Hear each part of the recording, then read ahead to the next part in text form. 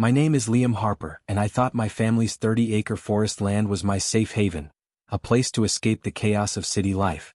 It was my grandfather's pride, passed down to my dad and then to me. But when I came back after a year away, I found 5 fancy cottages built right on my property. Worse, my neighbor Karen was renting them out like she owned the place. And when I called her out, she had the nerve to sue me. This is the story of how I fought to take back what was mine. The drive to my land always felt like stepping into another world. The road twisted through tall pine trees, their needles carpeting the ground. Sunlight flickered through the branches, painting golden patterns on my truck's hood. The air smelled clean, pine, earth, and a hint of the stream that ran through the property. This was my family's land, 30 acres of forest, meadows, and trails in the middle of nowhere. My grandpa built a small house here decades ago, a cozy ranch-style place with cedar walls and a big porch. He'd spent his last years tending the land, carving paths through the woods, and telling stories about its beauty. My dad inherited it next, and he'd always talk about how it was our legacy, a place to feel free. When Dad passed away 3 years ago, the land became mine. I was 32, working a stressful tech job in Seattle, and I hadn't visited as much as I wanted.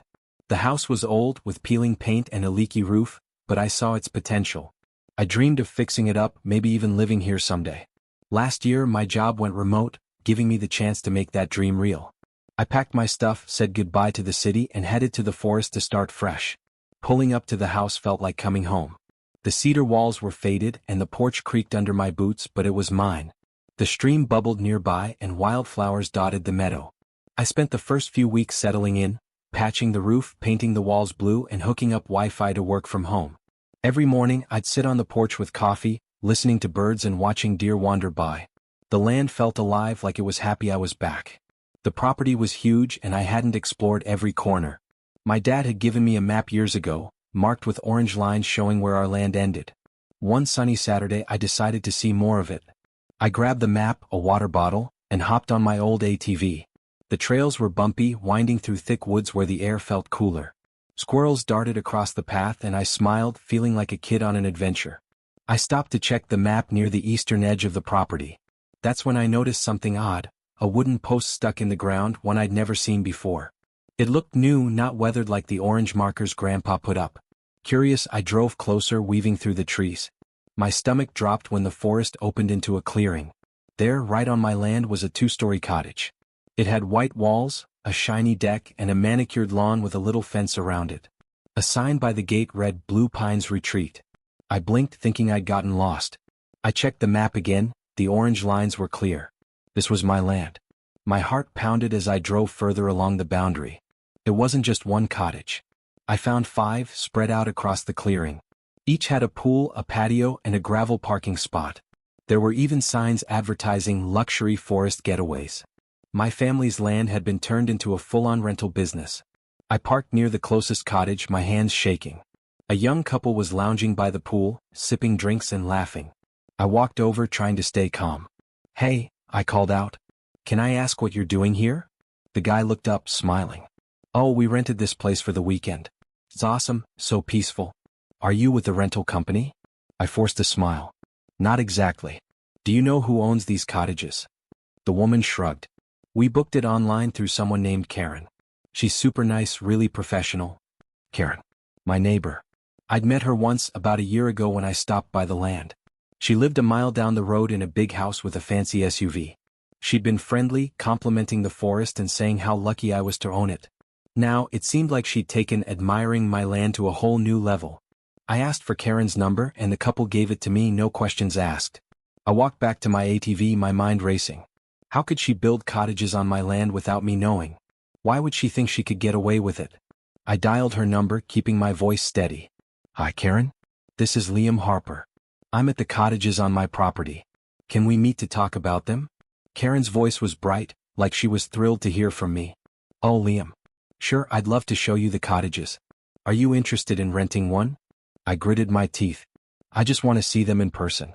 How about in 2 days?" She agreed, setting a time.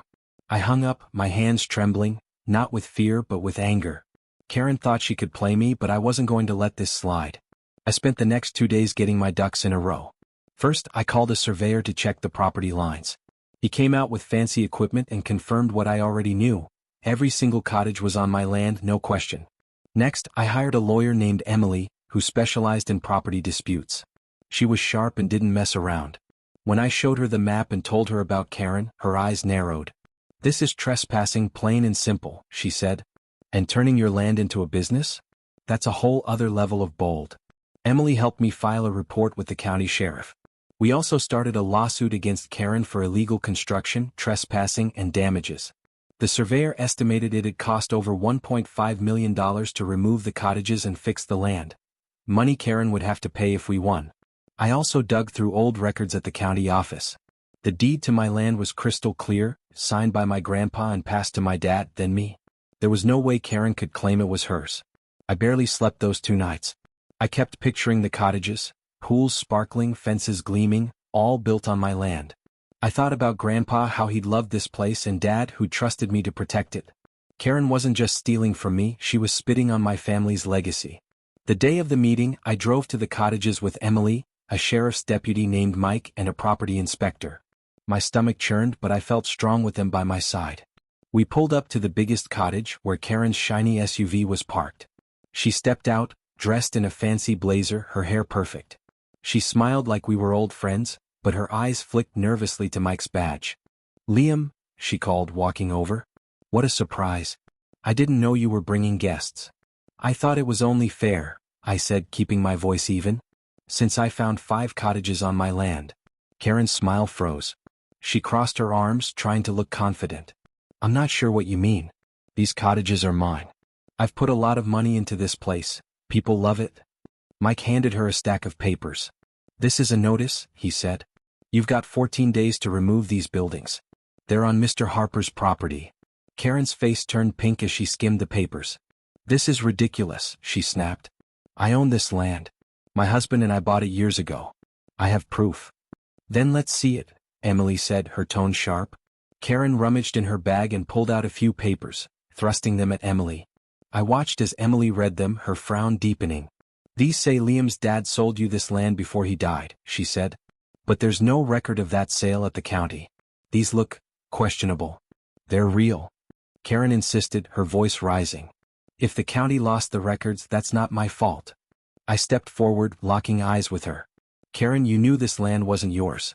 The property markers are still here. You built these cottages anyway and rented them out. That's not a mistake, it's theft."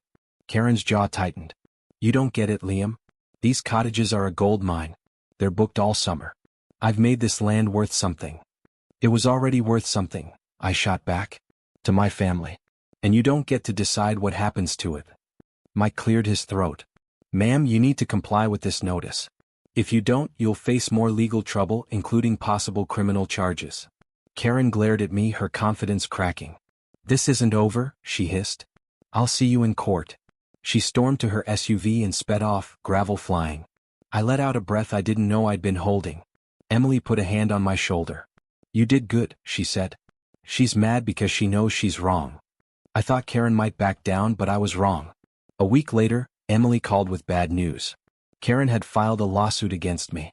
She claimed I was lying about owning the land, harassing her, and trying to ruin her business. She even said I was defaming her by talking to the sheriff. Her fake papers convinced the court to pause removing the cottages until the ownership dispute was settled. "It's a trick," Emily explained. "She knows those documents won't hold up, but this buys her time. She's hoping you'll give up." "No way," I said. "I'm not letting her win." Karen didn't stop at the lawsuit. Strange things started happening. I found notes in my mailbox, unsigned, saying things like, "Back off or you'll regret it." One night, I saw her SUV parked at the end of my driveway, just sitting there. I started sleeping with a baseball bat by my bed just in case. Then Karen got bolder. One evening she showed up at my house with a guy in a suit, her lawyer, Mr. Grayson. I turned on my phone's recorder before opening the door, something Emily had suggested. Karen smiled like we were buddies. "Liam, let's talk," she said. "No need for all this fighting. I'll pay you $200,000 right now and you let me keep the cottages. You'll get a cut of the profits every month. It's a great deal." I crossed my arms. "You built those cottages without my permission. Why would I trust you?" Her smile tightened. "Okay, how about $500,000? That's more than this land was worth before I improved it." "This isn't about money," I said. "It's about what's right." "My answer's no." Grayson leaned in, his voice low. Think carefully, Mr. Harper. Court cases can get messy. Things could get complicated. I raised an eyebrow. Is that a threat? He laughed, but it sounded fake. Just advice. I pointed to the door. Get out. Karen's face turned red, but she left with Grayson. I sent the recording to Emily, who said it could help our case. She's desperate, Emily told me. That's why she's pushing so hard. A few days later I came home to a nightmare. My house was a wreck. Windows smashed, the front door hanging off its hinges, furniture flipped over. Papers from my desk were scattered across the floor, and someone had spray-painted "Leave" on the living room wall. My heart sank, but I noticed nothing valuable was stolen. This wasn't a robbery, it was a message. I called the police, my hands shaking. Then I remembered the security camera I'd put up in a tree after Karen's creepy notes started. I pulled the footage and felt a spark of hope. The video showed a car pulling up at 2 a.m. Two guys in masks got out, carrying bats. They smashed my windows and trashed the place, then drove off. The car's license plate was clear as day. The police traced the plate to a guy named Eddie, a local with a rap sheet. They picked him up that night, and under questioning he cracked. Karen hired me, he admitted. She paid me and my buddy to scare the guy. Said she'd make it worth our while. I couldn't believe it.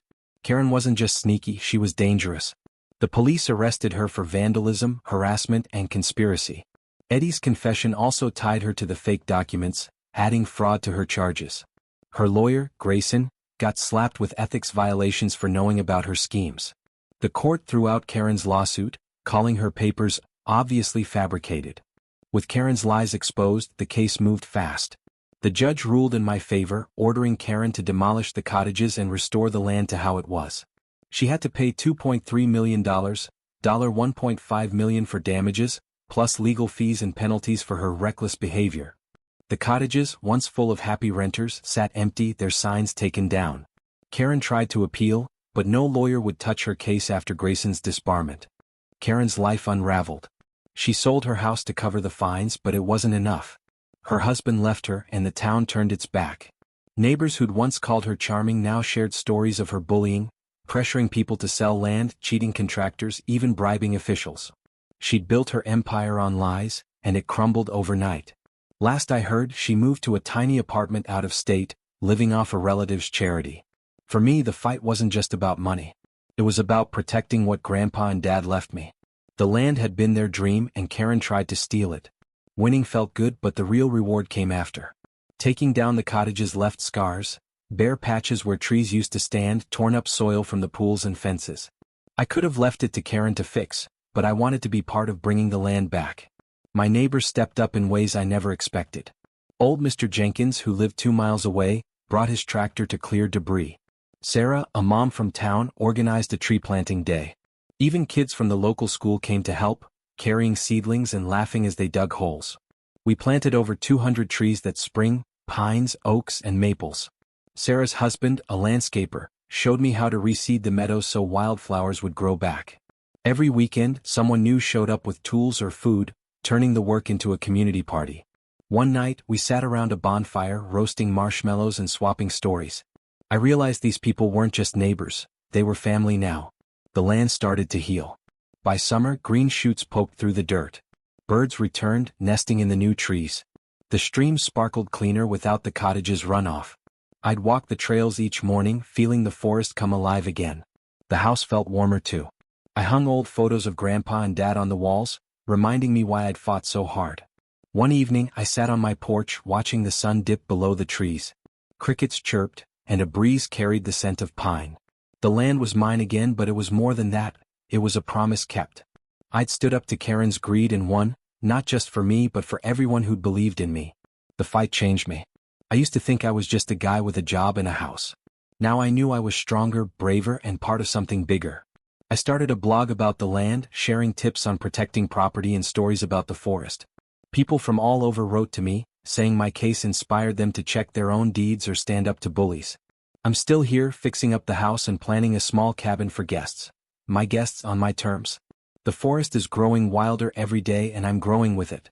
Karen thought she could take what wasn't hers, but she didn't count on me fighting back. This land is my home, my legacy, and no one's ever taking that away.